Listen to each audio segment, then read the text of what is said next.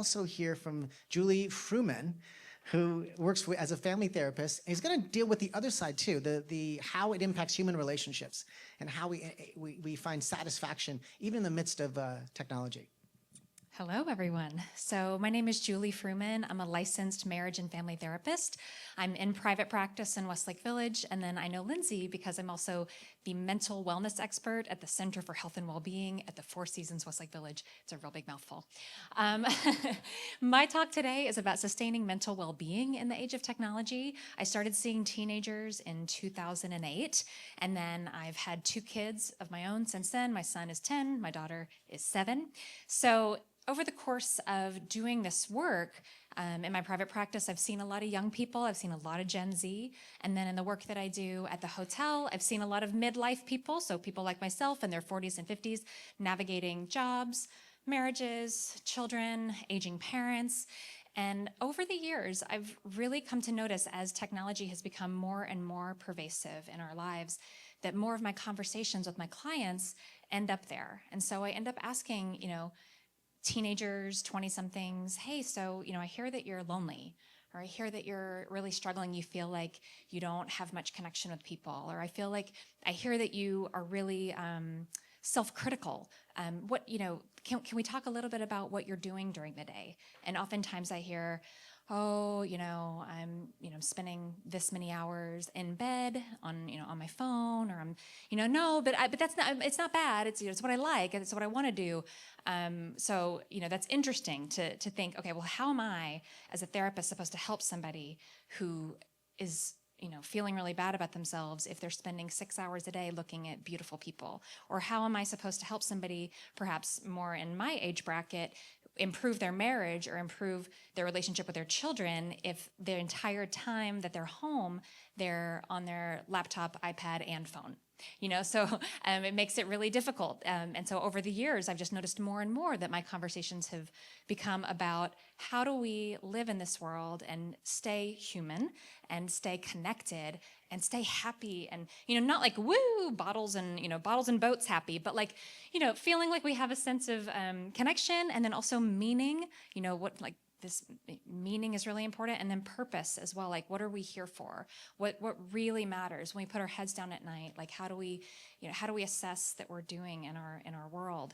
And so over the last year, this is something new for me to do these talks about technology. I've been speaking publicly at the hotel for a long time about connection, especially post-COVID, for corporate groups that come to the hotel for wellness weeks and stuff like that. I end up doing some sort of talk about mental health in the workplace, or balance, or burnout, or something like that. But over the past year, as my son reached the age of 10 and his friends started getting smartphones, I was horrified. So I decided to start talking to local parents about how we can collectively start to do this a little bit differently, because not only is it showing up in my practice, but when I pulled back and looked at the research, the global research, it's a problem everywhere. So as it turns out, in every area, healthy living is like swimming upstream. So if you think about how do we eat today versus how we used to eat 100, 200, 300 years ago, or for all of eternity, forever, until now. Like, my daughter asked me the other day, she's like, are these Cheetos expired? And I was like, it's not food. So I don't know. Like, it's,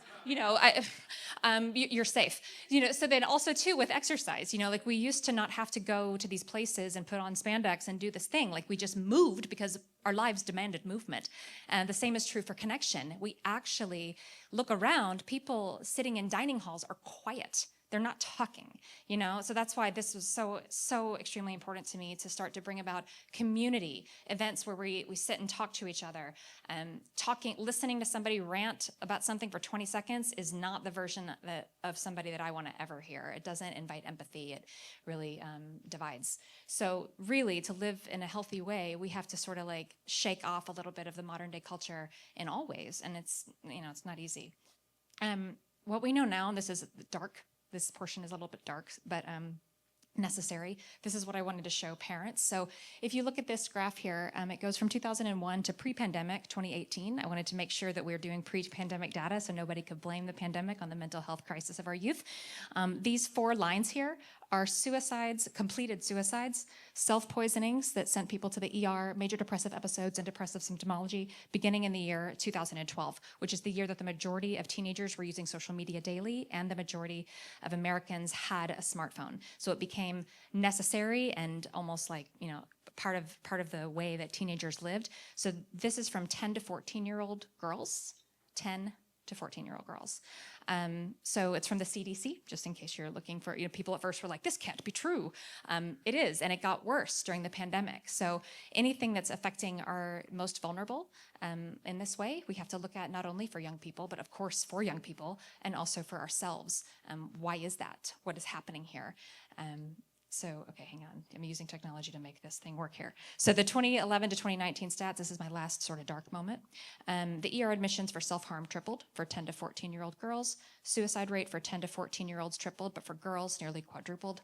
And now suicide is the second leading cause of death for 10 to 14-year-olds. What is happening? So there's a lot, actually. And one of the things that I like to share is that we know that it's not something people will say, oh, it's the school shootings or it's divisive American politics. Well, but this is also happening in Australia. It's also happening in the UK and Sweden and Switzerland. I mean, this is not an American phenomenon. This is something that's going on everywhere where we have had a drastic change to the way that childhood looks and actually the way that our lives look too. I always like to talk about, people say, oh, it's so good for babies to have a schedule. I'm like, well, it's good for adults. What's good for babies is good for adults. Oh, it's so good for babies to have like loving eye contact and skin to skin contact. Yeah, it's good for us too.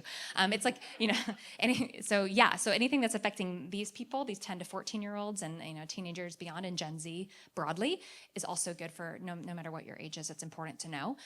We have phones in particular have changed our lives in 4 main ways. We spend less time with each other face to face than ever, across all age groups. We spend less time sleeping, so sleep is good. Sleep is really important for our mental health. It's like the cornerstone of mental health. We have access to everything. So there are some good parts of this, and I actually have a really good AI story that when I got here tonight, I was like, ooh, I should share that one. So I have this client. He's not actually, I haven't seen him in a few years, but I saw him for a few years during his sort of late 20s, working a big job for the first time, met the girl that he ended up getting engaged to, and he's a real people pleaser. So if you know the people pleaser type, they can get taken advantage of, and they have some struggles, and they struggle to stand up for themselves and ask for what they want, So he's just the lovely, lovely person, and of course would never bother me in between sessions to like ask for anything that he needs, right? Because that's the thing. So he's engaged at this point, and he's like, we'd had this conversation in our last session, and he'd said, I'm just so grateful. My fiance and I are going to take this weekend and just like hibernate. We've been so busy wedding planning, and I'm just, I don't have anything on the books. And I was like, that sounds like really what you need. That's going to be so great. I'll see you next week, But in between, some friends of his parents, so like not his friends, like people that he doesn't really know that well, contacted him, texted, and they were like, hey, we're driving through. We'd love to like come by. We're actually on our way somewhat close to you to go camping. You guys should come. And he's like, oh, shoot, I don't want to do that. I don't want to do that. But I don't have an excuse. I don't have anything on the books. What am I supposed to do? And oh gosh, he's not good at saying no, and he can't bother me. So what did he do? ChatGPT. He asked ChatGPT to come up with a good excuse for him, and it did. And I was like, that I approve of. I like that, So yeah, let's use this stuff as the tool that it is, like the Swiss Army knife, but not like the goggles, not like the lenses that we're seeing through, not the constant companion. Access to everything. So back to that. Yeah, so we do. I just question, like, how much do we really need to know? I used to listen, around 2016.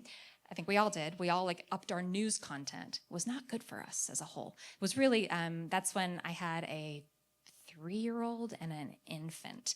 And so I was a little tired and listening with one earbud, like walking around pissed off about everything, about the world and politics and all that. And I just realized one day, I was like, I'm never going to run for office. I have done way too many things that have been caught on camera in my 20s, 30s. Like, I'm not running for office ever. So I don't have to know this. This is interesting. I don't need to know this. What do I need to know? What does it mean to know enough to feel like an informed, educated person. And what do I actually care about? Do I want to be impressive at a cocktail party? I mean, is that what it's about? Or like, what is this about? So I was like, well, what if I just started putting it aside? What if I started by like doing a little less? So I quit Facebook. And then I was like, well, that felt really good. Okay, well, what if I did a little less than that? What if I quit Instagram? Because I was on both at the time. So I was like, yeah, that sounds good. All right, what if I also stopped listening to this particular podcast, of which I like the people, but really they're mad. So like I'm listening to them be mad. So cut that out too, So I'm going to just like, what if I just had like a little bit, And what if I just started like instead of spending that time doing those things, what if I made it a point to reach out to somebody like through the tool via text or phone to be like, hey, do you want to come over for coffee? I'm like, let's talk. Or what, do you want to take a walk? Would you like to take a walk? And what about that? So access to everything is a very new phenomenon. Even growing up, for me, I only knew the people I knew. And especially for teenagers, if you think about when you're forming your identity, the amount of comparison that I had access to was like Lindsay, Ashley, and Sarah. Like I grew up in rural Arkansas, so like literally, there were not that many people to compare myself to. So now it's not natural to compare ourselves to the whole world because like our brains are natural comparison machines. It's not something that we can stop.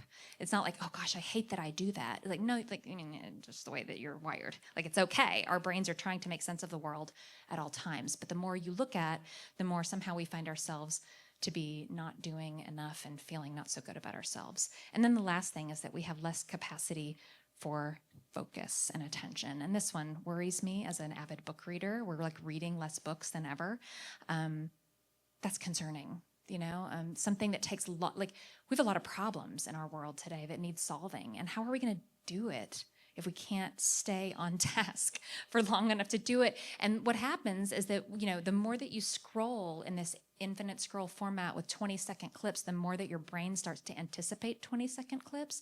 And so it makes it actually harder to sustain.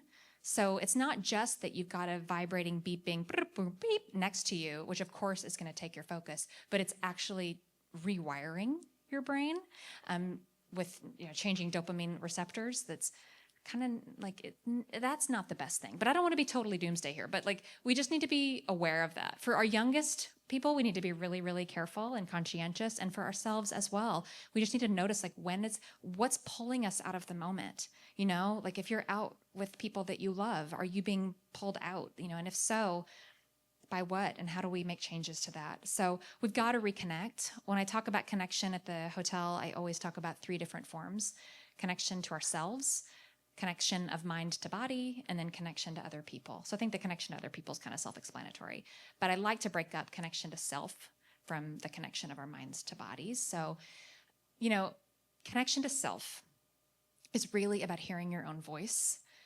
We are being talked at, which I'm doing to you right now, but if we're not careful, we could listen to amazing, brilliant content all day long. There's so much out there to see. There's so many amazing things to read, and yet it's important at times to just have stillness. And that is swimming upstream. That takes swimming upstream to find that stillness and to hear our own voice, to take moments to think, am I living in line with my values? And when it comes to mental well-being, we need to know, we need to be on course with our own set of values and with what matters to us long term. The connection of mind to body is obviously huge, because if we don't listen when our bodies whisper, then they're going to scream. It's really easy to be disconnected from what's going on to our bodies because we're so cerebral and we're distracted. But we really need to pause and sometimes just like remind ourselves to let go of everything that we're holding on to, just kind of shake it off and be more aware of how much we move throughout the day and be more aware of our breath, be more present. So those are the first 2. And then of course, reconnection to other people, and meaningful connection too, because what we know, and is this a duh moment? A lot of the things I say, it's like, yes, of course, it's like broccoli and peas or whatever. Like, yes, of course, we know this stuff. But it's stuff that we don't think about, or maybe we don't prioritize or put on the calendar necessarily, like breathe or talk to a friend. And if we don't, then all of a sudden the day can be gone before we know it. So one of the things that we know, this is the duh moment thing I was about to say, the duh thing is research has shown that when people have their devices out in a social environment, it lessens the intimacy of that moment, and it lessens the people's perception of enjoyment as a whole. And so whether or not we are present and in the moment, even just doing something mundane, that can be elevated and amazing. But if we're all sort of like in separate spaces, if we're all perpetually elsewhere, I didn't come up with that. It was, this MIT professor who said it. I can't remember her name right now, Sherry Turkle, I think. We are perpetually elsewhere, then that's no fun. If you're standing in line for like a roller coaster and you're like looking at somebody else who's dining at a 5-star restaurant, are you at the amusement park, or where are you, and are you having fun? So we just have to be really cognizant of that. These are my 2 little tips for how to do it. We've got to be mindful of how we spend our time. One of the first things you can do is check your usage. Just really like face the music. Pull it out and just look at it and just move, then make a change. Some of the ways we can make a change are to maybe take a day off. Maybe if that's too much for you, maybe imagine cutting it back by 10%. There's a lot of different ways that we can sort of be intentional with how we utilize these amazing things. Again, I'm not anti. I love to order my coffee on my app, or I like to FaceTime with my mom who's still in Arkansas, and it's like really meaningful to be able to do that. But we just need to be intentional. We need to be using it in the way that works for us and not the other way around. So we need to be mindful of how we spend our time. When it comes to kids especially, one of the arguments I hear is they're like, well, if, that data is, it's correlational. It's not causal. We don't have causal data. I'm like, okay, that's true. That may be true. So let's say that none of the mental health data exists. Let's say it doesn't exist. There is no mental health data. I am still concerned that children are spending an average, especially teens, an average of 9 hours online per day. 9 hours. They get an average of 275 notifications per day. They have their notifications turned on, by the way. So I am concerned because what else are they doing? Like, we are supposed to, as humans, be doing things, be creating things, be talking to people, and like exercising and working, and I don't know, there's just like a million billion other things they could be doing. And if you're spending hours and hours and hours online, it's an opportunity cost problem, so we've got to be mindful of what we're doing, because again, I'm really hoping big things for improving the world from you people. Yeah. You guys have big things to do in this world. And then the second thing, the last thing, is we have to practice it. We have to practice being present. And you have to decide what that looks like for you. Is it taking out the earbud? Is it sitting and meditating? Is it walking without your phone? What is that? But we can't do it when we need it, when we really need to call upon being present and like tapping in and hearing the person in front of us that matters talk to us. We can't do it if we never ever practice it, because our brains literally can't handle it. So with that, I encourage you to take that, and it's not doomsday, but it's awareness building. And so let's all just start to really pay attention to, are we using it, or is it using us, and move forward in that direction. So thank you so much for your time.